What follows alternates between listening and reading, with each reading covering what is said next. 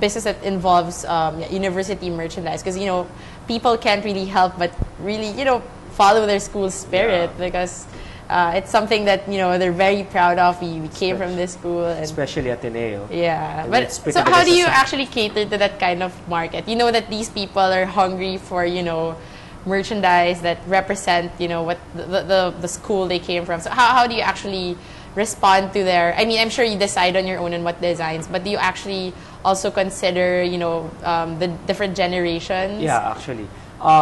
Initially, the target market is students.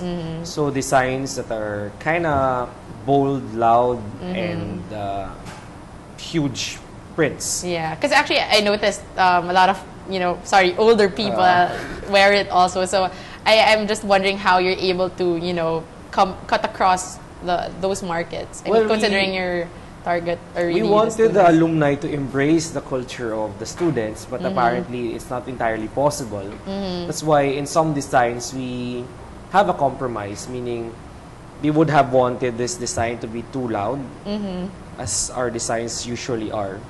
But then since we thought that the alumni would probably want to also buy the shirt, we kind of toned down the design a bit. So something a bit flexible, for them.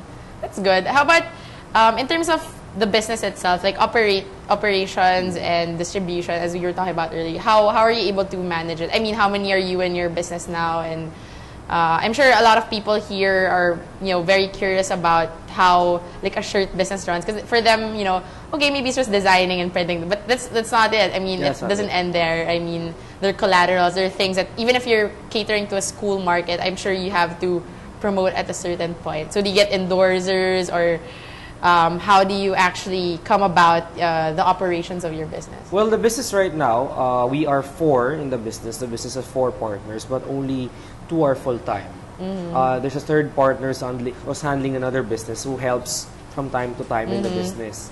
And then the 2 full-time partners, one is the product development manager, is in charge of all the products, development, suppliers, etc. The other is the business development manager, which is myself. I grow the business. And right now the business is also available, or Getblued is also available in the different Ateneo schools in the Philippines.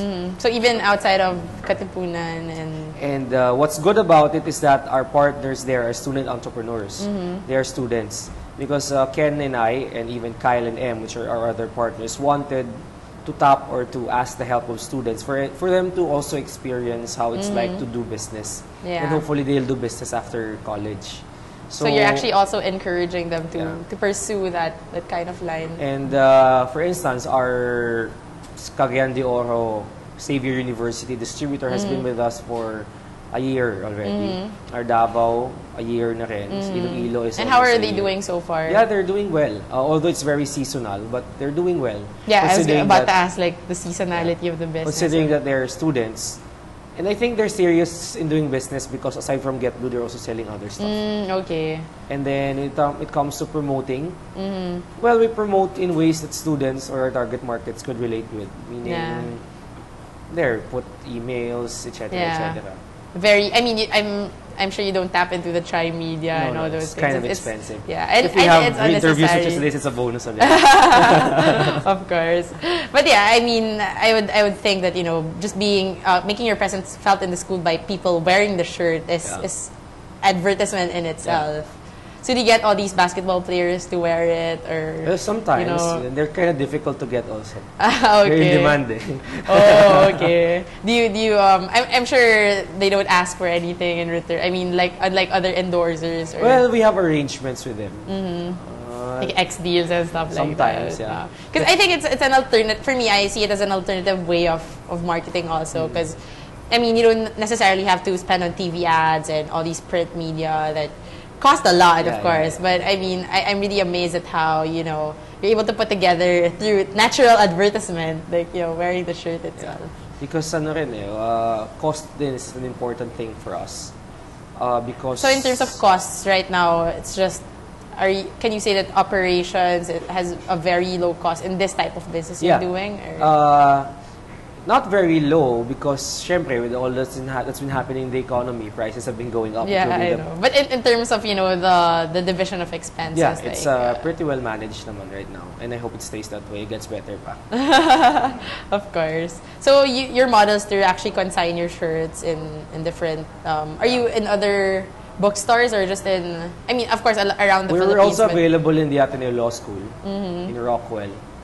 And then we are also consigning in Glorieta, but as it's not doing as well because it's not focused. Yeah, I know. So it's not tapping that niche that we are into. So the good place to sell for us is still Ateneo. And the Ateneo in the province. But do you actually, you know, look into other people who probably aren't Ateneans but are interested in the line that you yeah, sell? actually, there are lots of people who email us to tell us that we're from Bacolod. I'm not an Atenean, but I want a shirt.